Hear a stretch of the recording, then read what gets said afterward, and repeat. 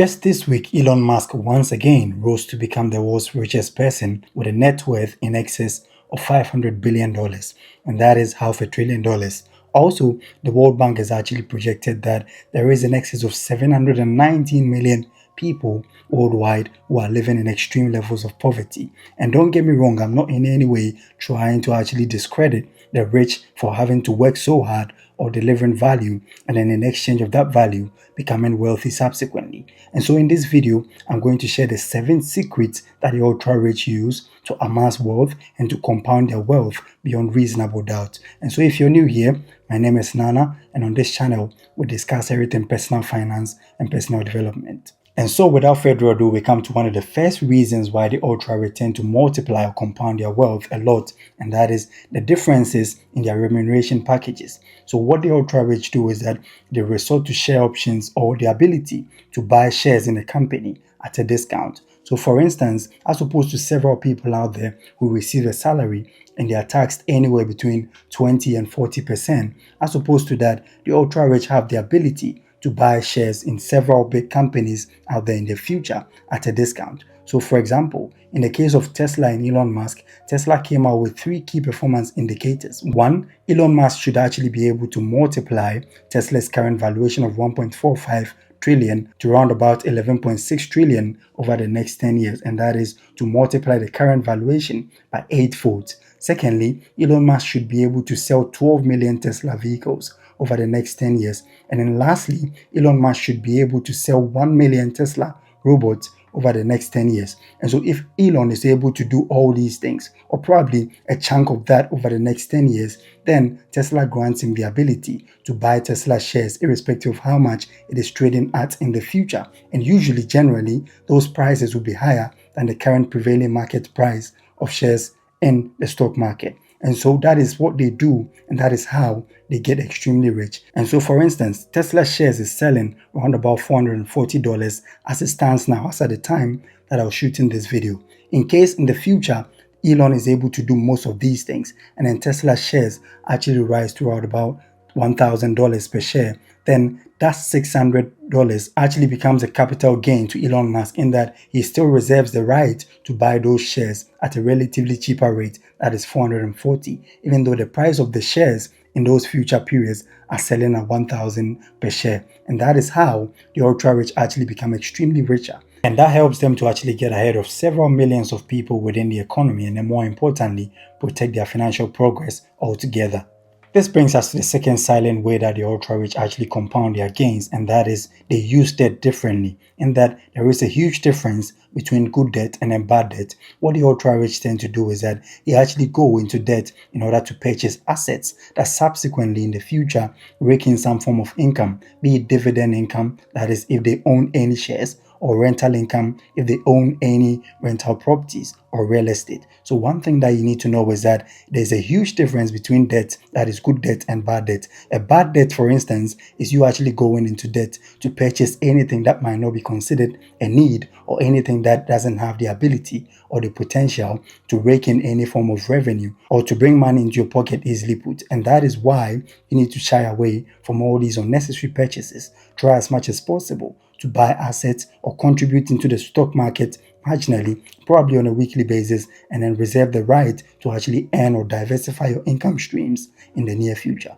This brings us to the third reason why the ultra rich tend to multiply their wealth very faster, and that is they invest in emerging technologies. So currently, there is a resolution in the European Union that by 2030 or latest by 2040, about 50% of all the vehicles that will be produced and sold by the major manufacturing companies like the VWs and the BMWs would actually be electric powered vehicles. So that is, the world is gradually moving away from fuel combustion engine vehicles. And that is one thing that the ultra rich know. And that is why over the past couple of years, there's been several hefty sums being pumped mainly into Tesla and then its competitor, that is BYD, that is the Chinese auto manufacturing company. And so there are several things that are going on currently. Even with this AI wave, you can see several multi-millionaires and billionaires pumping several amounts of money, hefty sums of money into these companies, betting on them to actually succeed in the future. And so what they are simply doing is that they are tying their financial fortunes to the fortunes of these companies, so that in the coming years, when these companies actually succeed, so do them. And then it drags them along, and so does their wealth compound in the future. This brings us to the fourth point, and that is rich people are extremely open when it comes to change. So there are several millions of people out there who actually miss out on their goals simply because they do not make provision for the uncertainties or the change that might subsequently occur in life. And you cannot actually predict life, and you cannot on any day assume that life will go towards a certain trajectory forever. And so what rich people actually do is that they try as much as possible to always stay ahead of the tides and then adjust their sails in order to reach a very favorable destination. And this they do by subjecting themselves to education and then also employing the services of experts to help them when it comes to drifting themselves and mobilizing their resources towards the attainment of whatever goal that they may have or they might have set for themselves in life. This brings us to the fifth strategy that the ultra rich employ in order to actually multiply their wealth, and that is they leverage other people's skills, their talents, and their abilities. So a classical example is a friendship or the relationship between Nikola Tesla, Edwin C. Barnes, and then Thomas Edison. Now, all these great people actually had their ups and downs, but if you were to actually consider the friendship that ran through, you'd realize that Edison was extremely smart when it comes to making money, in that he knew that Nikola Tesla, according to historians, was a better inventor than he was. And so he employed the services of Nikola Tesla to do most of his inventions, and he actually went on to patent them. That is, he employed the services simply of one of the greatest inventors of all time. And that tells you that the ultra rich are extremely smart when it comes to identifying talents and harnessing those talents to their advantage economically. He also knew that most of the inventions that they actually did wouldn't actually sell on their own. And even with all the prowess that he had when it comes to inventions, he actually didn't know much about marketing. So quickly, he actually formed an alliance with Edwin C. Barnes. So there's a popular saying that invented by Edison and then installed by Barnes. And that is to tell you that if you truly want to become rich in life, you need to actually form an alliance. You need to find a mastermind group or people that you can actually leverage their skills, their talent, and their abilities. You don't have to do everything on your own. When it comes to building wealth, the ultra rich really understand this.